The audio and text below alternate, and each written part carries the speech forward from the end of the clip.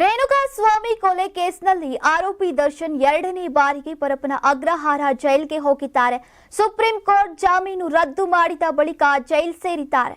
4 ದಿನಗಳ ಬಳಿಕ ದರ್ಶನ್ ನನ್ನ ಪತ್ನಿ ವಿಜಯಲಕ್ಷ್ಮಿ ಭೇಟಿಯಾಗಿದ್ದಾರೆ. ಸುಮಾರು 2.5 ಗಂಟೆಗಳ ಬಳಿಕ ದಚ್ಚು ವಿಜಯಲಕ್ಷ್ಮಿ ಮುಖಾಮುಖಿಯಾಗಿದ್ದಾರೆ. ಈ ಹಿಂದೆ ದರ್ಶನ್ ಜೈಲಿನಲ್ಲಿದ್ದಾಗ ವಿಶೇಷ ಸೌಲಭ್ಯಗಳನ್ನ ಪಡಿತಾ ಇದ್ರು. ಕುಟುಂಬಸ್ಥರು ವಿಶೇಷ ಪ್ರವೇಶದ ಮೂಲಕ ಸುಲಭವಾಗಿ ಭೇಟಿಯಾಗ್ತಾ ಇದ್ರು. ಕೇವಲ 5 ನಿಮಿಷ ಕಾದ್ರೆ ಸಾಕಿತ್ತು, ದರ್ಶನ್ರನ್ನ ನೋಡೋಕೆ ಅವಕಾಶ ಸಿಗ್ತಾ ಇತ್ತು. ಆದ್ರೆ ಈ ಬಾರಿ ಸುಪ್ರೀಂ ಕೋರ್ಟ್ ಖಡಕ್ ಆದೇಶದಿಂದ ದರ್ಶನ್ಗೆ ವಿಶೇಷ ಸೌಲಭ್ಯ ಸಿಕ್ಕಿಲ್ಲ. ರಾಜ್ಯಾತಿಥ್ಯ ನೀಡಿದ್ರೆ ಜೈಲು ಅಧಿಕಾರಿ ವಿರುದ್ಧ ಕಠಿಣ ಕ್ರಮ ಕೈಗೊಳ್ಳುವುದಾಗಿ ವಾರ್ನ್ ಮಾಡಿದೆ.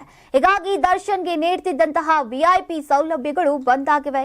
ಆಗಸ್ಟ್ 18ರಂದು ಪರಪ್ಪನ ಅಗ್ರಹಾರ ಜೈಲ್ಗೆ ಬಂದ ವಿಜಯಲಕ್ಷ್ಮಿ ಗಂಟೆಗಟ್ಟಲೆ ಕಾಯಬೇಕಾಯಿತು. ಸಾಮಾನ್ಯ ಪ್ರವೇಶದ ಮೂಲಕ ಕಬ್ಬಿಣದ ಜಾರಿಯಿಂದಲೇ ದರ್ಶನ್ ಅನ್ನ ನೋಡಿ ಮಾತನಾಡಬೇಕಾಯಿತು. ಜೈಲಿನಲ್ಲಿ ದರ್ಶನ್ ಪರಿಸ್ಥಿತಿ ಕಂಡು ವಿಜಯಲಕ್ಷ್ಮಿ ಭಾವುಕರಾಗಿದ್ದಾರೆ. ಕೇವಲ ಅರ್ಧ ಗಂಟೆ ಮಾತ್ರ ಮಾತನಾಡೋಕೆ ಅವಕಾಶ ಸಿಕ್ಕಿದೆ.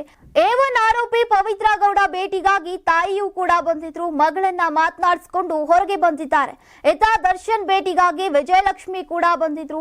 ಇದೇ ವೇಳೆ ವಿಜಯಲಕ್ಷ್ಮಿ ಪವಿತ್ರ ಗೌಡ ತಾಯಿ ಮುಖಾಮುಖಿಯಾಗಿದ್ದಾರೆ.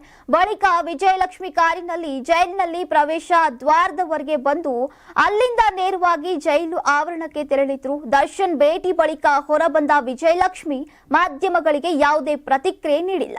ಮೌನವಾಗಿ ಕಾರಿನಲ್ಲಿ ವಾಪಸ್ ಆಗಿದ್ದಾರೆ. ನಾನು 86 ಕೆಜಿ ಇದ್ದವಳು 71 ಕೆಜಿ ಬಂದಿದ್ದೀನಿ. ವಯಸ್ಸಾದ್ಮೇಲೆ ಸ್ಮಾರ್ಟ್ ಆಗಿ ಕಾಣ್ತೀರಾ ಅಂದ್ರೆ ಜಿನ್ನಿ. 126 ಕೆಜಿ ವೇಟ್ ಇದ್ದು ನಾವು ಈಗ 114 ಕೆಜಿ ಲೆಕ್ಕ ಬಂದಿದ್ದೀವಿ. ಯಾವುದೇ ಸೈಡ್ ಎಫೆಕ್ಟ್ ಆಗಿಲ್ಲ. 84ರಿಂದ 50 ಕೆಜಿ ಬಂದೆ. ಆಮೇಲೆ ಸಣ್ಣಗೆ ಫಿಟ್ ಆಗಿದ್ದೀನಿ. ಅದಕ್ಕೆ ನಾನು ಯೂಸ್ ಮಾಡ್ತಾ ಇರೋದು ಜೀನಿ ಸ್ಲಿಮ್.